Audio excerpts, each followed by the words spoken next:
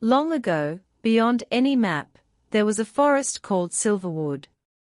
There, leaves on time-worn trees shimmered like silver in the moonlight, streams whispered over smooth age-old stones. Hidden deep within the forest lived Moonfire, a wise, ancient Palomino mare. One autumn morning, a woman named Elara and her chestnut gelding, Rowhan, came to Silverwood. Once, they had ridden like the wind, galloped across fields, climbed mountain trails and ridden beneath the moon until the stars faded from the sky. That was long ago. Presently, Elara paused beside Rowhan's shoulder, with one hand resting on his neck for support. Elara gazed toward the forest. "I don't know what's happening to me," was her whispered words to the morning air. Elara sighed heavily, her body stiff and aching. Her confidence had become something fragile. Rides that were once easy and she took for granted, now demanded much of her. She didn't have the answers, just frustrations and concerns. Moonfire watched from under an ancient tree. As Elara approached, "You have come looking for a cure?" Moonlight asked. Elara looked up, startled by a talking horse, and then an exaggerated yes. Moonfire shook her silver mane, then simply stated, "There is no cure." Elara's face fell, but managed to press out quiet words, "But there is a path." Moonfire said nothing, she just turned, walked away, leading the way deep into the forest.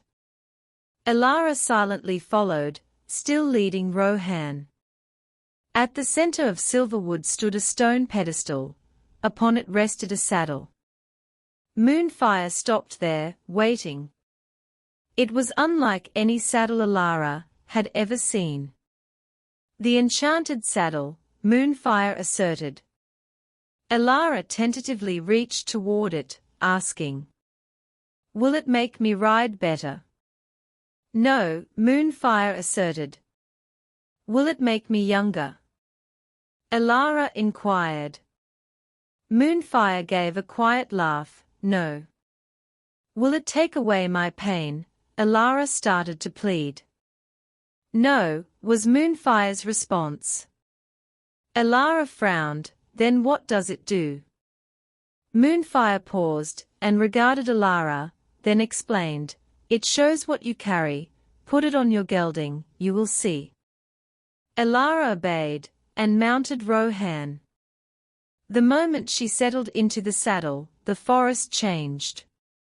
Stones appeared around her, hanging around her shoulders and chest.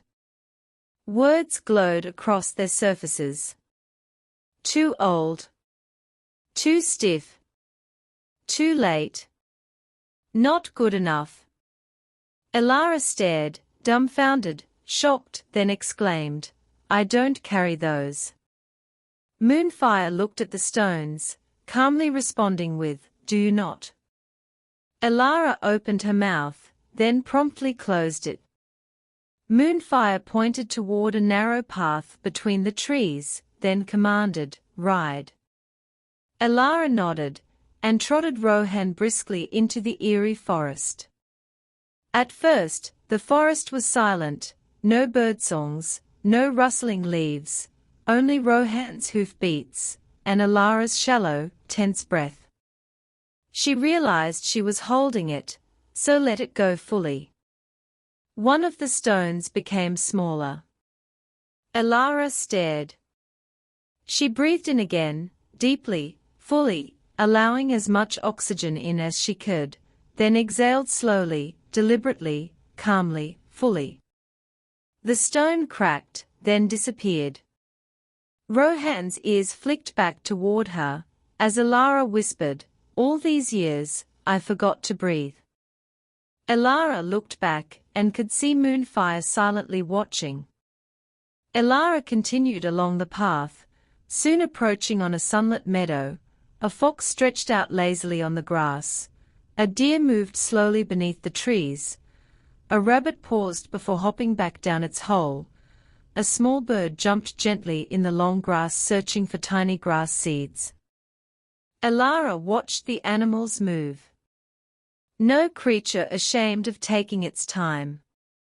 Elara moved her own body, lifted her arms, moved her shoulders, stretched her back, her body resisted. She tried again, slower this time. A tightness she had carried for years began to loosen. Several more stones dissolved into silver dust.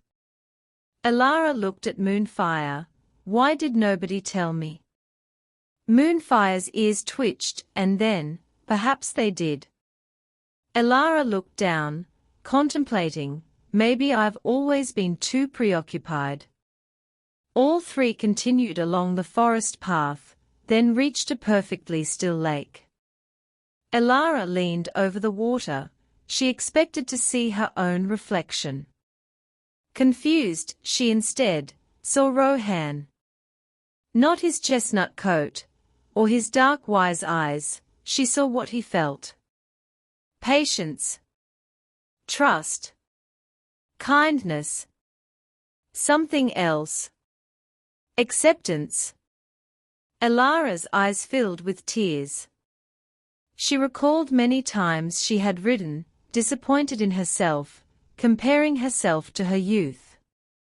Believing that Rowhan must be disappointed in her too.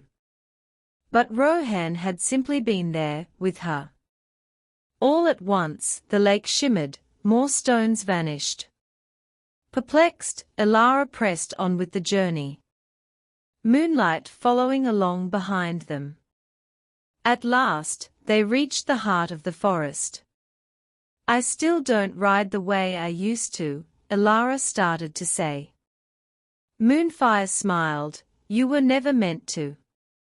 Suddenly, a final stone appeared on Elara's chest, much larger than all the others.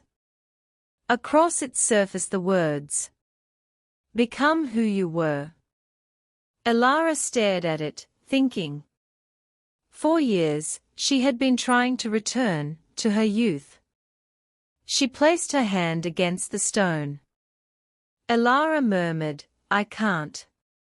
The stone remained. Closing her eyes, she shook her head with determination. I cannot go back. The stone trembled. I can't be young again, she exclaimed. A crack appeared. I want to learn who I am now, Elara declared. The stone shattered. The remaining weight disappeared. Elara stood quietly. She was not younger. Her body had not suddenly become youthful again. The years had not vanished. But something inside her had changed. She was no longer fighting herself. She mounted Rowhan, and they walked back through the forest. Then trotted, and when the path opened wide beneath the silver trees, they cantered. Elara listened to Rowhan's rhythmic hoof beats, and to her own breathing. She felt her own body, and the movement of Rowhan's body beneath her. Horse and rider were not perfect, they did not need to be. Instead, they were connected. After thanking Moonfire, Elara left Silverwood with a different kind of magic. She took no enchanted saddle with her. The true enchantment had never been in the saddle, but in learning to listen to herself. From that day onward, whenever riders entered Silverwood carrying invisible burdens, the forest welcomed them. For Silverwood knew a secret. The best riders are not those who never struggle, they are the ones who listen, learn, adapt, grow, and gain a deep connection. Perhaps, somewhere beyond the mountains and beyond the maps, the silver leaves still whisper the same lesson.